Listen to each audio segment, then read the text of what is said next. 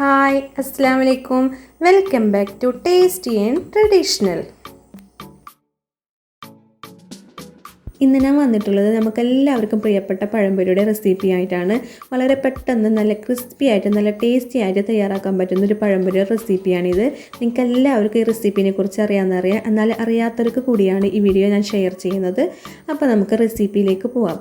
അതിനു മുന്നായി ചാനൽ ഇതുവരെ സബ്സ്ക്രൈബ് ചെയ്യാത്തവർ സബ്സ്ക്രൈബ് ചെയ്യുക, ബെല്ലൈക്കൺ അമർത്തുക, ലൈക്ക് ചെയ്യുക, ഷെയർ ചെയ്യുക, കമൻറ്റ് ചെയ്യുക.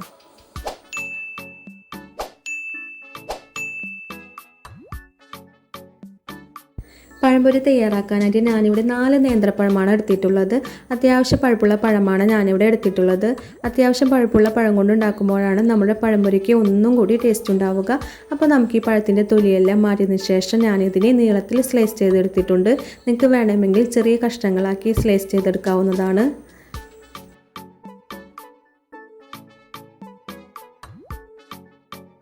ഇനി നമുക്കിതിലേക്കുള്ള ബാറ്റർ തയ്യാറാക്കാം. അതിനായിട്ട് ഞാനിവിടെ 1 കപ്പ് മൈദയാണ് എടുത്തിട്ടുള്ളത്. ഞാനിവിടെ 4 പഴം എടുത്തുകൊണ്ടാണ് 1 കപ്പ് മൈദ എടുത്തിട്ടുള്ളത്. നിങ്ങൾ എത്ര പഴമാണോ എടുക്കുന്നതിനനുസരിച്ച് മൈദ എടുക്കേണ്ടതാണ്.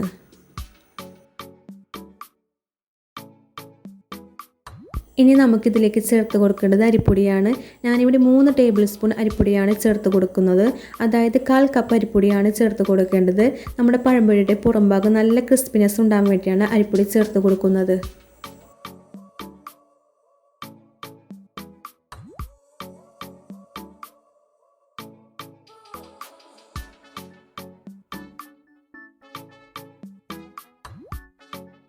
ഇനി നമുക്ക് മധുരത്തിന് ആവശ്യമായ പഞ്ചസാര ചേർത്ത് കൊടുക്കാം. പഴം നല്ല മധുരമുണ്ടെങ്കിൽ അതിനനുസരിച്ച് പഞ്ചസാരയും കുറച്ച് ചേർത്താൽ മതിയാകും.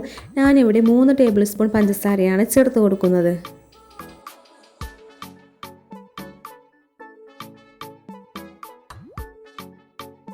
അടുത്തായിട്ട് നമ്മുടെ പഴംപൊരിക്ക് നല്ലൊരു ഫ്ലേവർ കിട്ടാൻ വേണ്ടി കുറച്ച് ഏലക്കപ്പൊടി ചേർത്ത് കൊടുക്കാം. ഞാനിവിടെ 1/4 ടീസ്പൂൺ ഏലക്കപ്പൊടിയാണ് ചേർത്ത് കൊടുക്കുന്നത്. ഇത് ചേർക്കുമ്പോൾ നമ്മുടെ പഴംപൊരിക്ക് നല്ലൊരു മണവും നല്ലൊരു ടേസ്റ്റും കിട്ടുന്നതായിരിക്കും.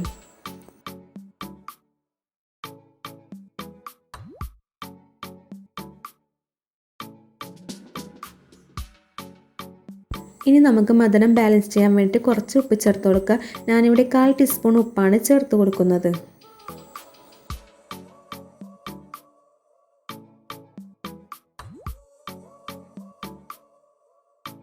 അടുത്തതായിട്ട് നമ്മുടെ പഴംപൊരിക്ക് നല്ലൊരു മഞ്ഞ കളർ കിട്ടാൻ വേണ്ടി ഞാനിവിടെ 1/4 ടീസ്പൂൺ മഞ്ഞൾപ്പൊടി ചേർത്ത് കൊടുക്കുന്നുണ്ട്. നിങ്ങൾക്ക് വേണമെങ്കിൽ യെല്ലോ കളർ ചേർത്ത് കൊടുക്കാവുന്നതാണ്.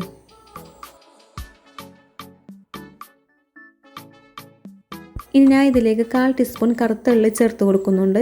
തികച്ചും ഓപ്ഷനിലാണ്, നിങ്ങൾക്ക് വേണമെങ്കിൽ അവോയ്ഡ് ചെയ്യാവുന്നതാണ്. ഞാനിവിടെ പഴംപൊരിക്ക് ഒന്ന് ഭംഗി കിട്ടാൻ വേണ്ടി മാത്രമാണ് ഇത് ചേർത്ത് കൊടുക്കുന്നത്.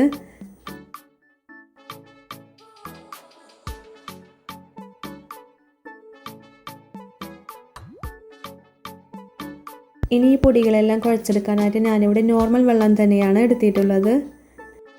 ഈ വെള്ളം പൊടിയിലേക്ക് ഒഴിച്ചു കൊടുത്ത് നമുക്ക് ബാറ്റർ തയ്യാറാക്കിയെടുക്കാം.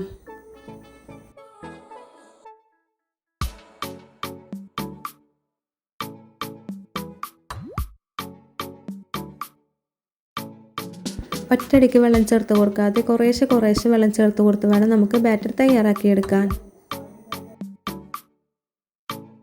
നമ്മുടെ പഴംപൊരിയിലേക്കുള്ള ബാറ്റർ റെഡി ആയിട്ടുണ്ട്. ഇതേ തിക്നെസ്സിൽ വേണം നമ്മൾ പഴംപൊരിയിലേക്കുള്ള ബാറ്റർ തയ്യാറാക്കേണ്ടത്.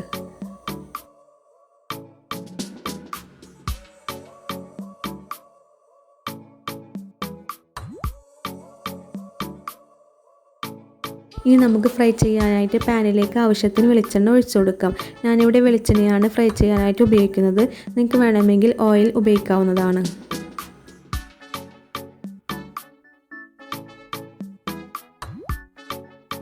വെളിച്ചെണ്ണ നന്നായിട്ട് ചൂടായതിനു ശേഷം നമ്മൾ കട്ട് ചെയ്ത് വെച്ച പഴം നമ്മൾ തയ്യാറാക്കി വെച്ച ബാറ്ററിൽ മുക്കിയതിനു ശേഷം ഓരോന്നായിട്ട് നമ്മൾ പാനിലേക്ക് ഇട്ട് കൊടുക്കാം.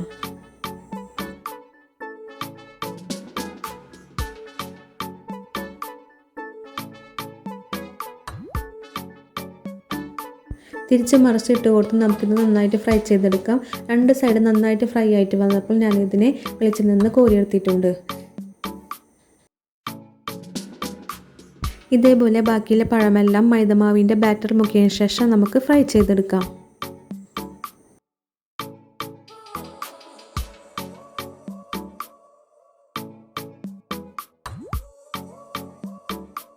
അപ്പോൾ നമ്മുടെ ക്രിസ്പിയും ടേസ്റ്റിയുമായി നമ്മൾ നാടൻ പഴംപൊരി ഇവിടെ റെഡി ആയിട്ടുണ്ട്.